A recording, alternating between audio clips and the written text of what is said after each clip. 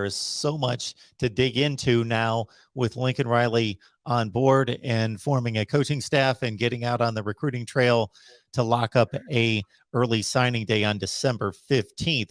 So I'm intrigued by the SEC portion of this. I did not watch the news conference. I watched Lincoln Riley's meeting with media outside of the news conference directly thereafter, in which they surrounded him, and then have the follow-up. I watched all of that. He was asked about the SEC. Of course, he said people are going to say whatever they want, but it doesn't mean anything.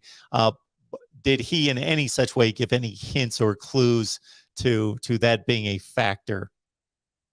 Well, the word he kept using in his press conference remarks was leadership.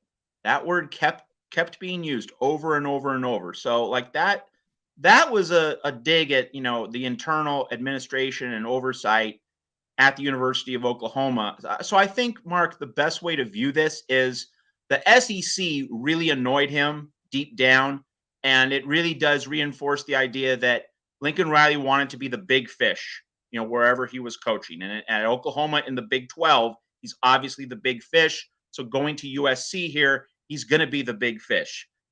Clear king of the mountain, clear ruler of the kingdom. That's what he wants. And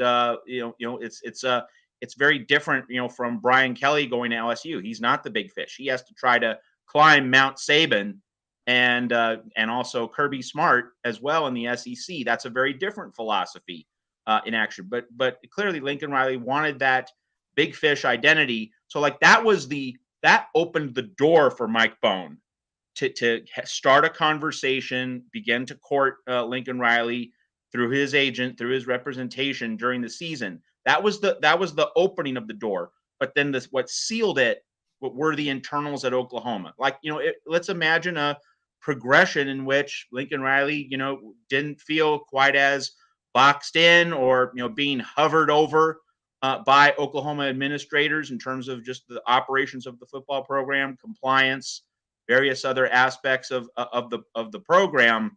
That kind of seemed to seal Lincoln Riley's mindset. It affirmed his mindset of, hey, going out to Los Angeles would be refreshing.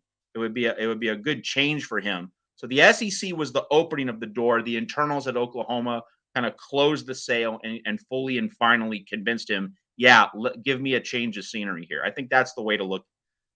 Matt, as we discussed the other day, this is an unprecedented move from elite program directly to another elite program. I can't figure out when this has happened before. Nobody has given me an answer.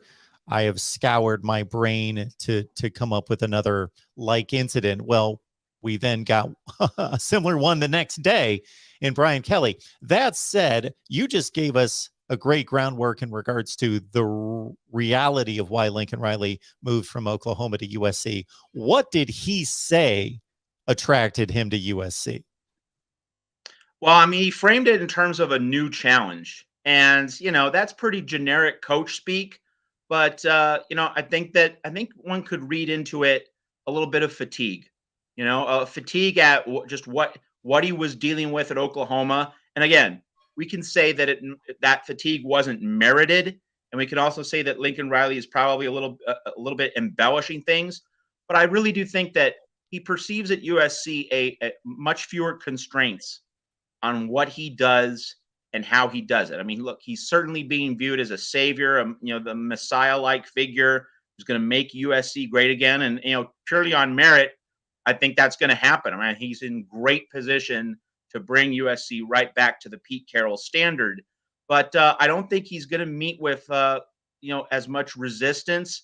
And I mean, Mike Bohn has proven himself as an elite athletic director, but I think at Oklahoma, there's a stronger administrative structure internally in terms of the president, other higher up administrators there. USC's president, Carol Folt, does not project great strength in her administrative position. And for those who missed our live show at the Voice of College Football over the weekend, I mentioned that late Saturday night, Carol Folt, USC's president, erroneously tweeted that the season was over.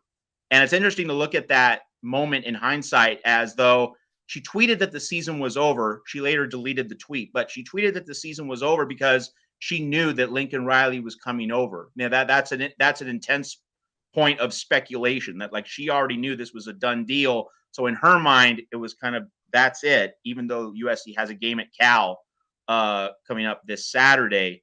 But I think there's a small part of this. It's not the main part, but it's a small part and it's a real part. I think Lincoln Riley sees in USC's overall leadership structure, he sees a situation in which he's not going to get nearly as much resistance in terms of fighting the small battles every day. I think he perceived that he's not going to run into as many roadblocks, and he's going to operate with fewer constraints. And because USC is hungry for a winner, Oklahoma was already a winner when Lincoln Riley took over, was given the keys by Bob Stoops to run the program. Stoops expecting him to lead Oklahoma for 15 years or so, just as he had, just as Bud Wilkinson had. So at USC though, it's not a winner. Trojans aren't a winner. So there's going to be so much more goodwill stepping into this situation. I think Lincoln Riley craved that. And I think that's going to be part of a situation, part of a dynamic in which, in terms of the little things that happen each day that rankled him at Oklahoma, he's not going to get that at USC, at least not the next 2 to 3 years. I think he didn't want that internal friction and that daily low-level stress, not high-level stress, but just the little nitpicks every day. I think Lincoln Riley will have we'll have fewer of them at USC, and that's the main reason he left, but it's one of several reasons that he left.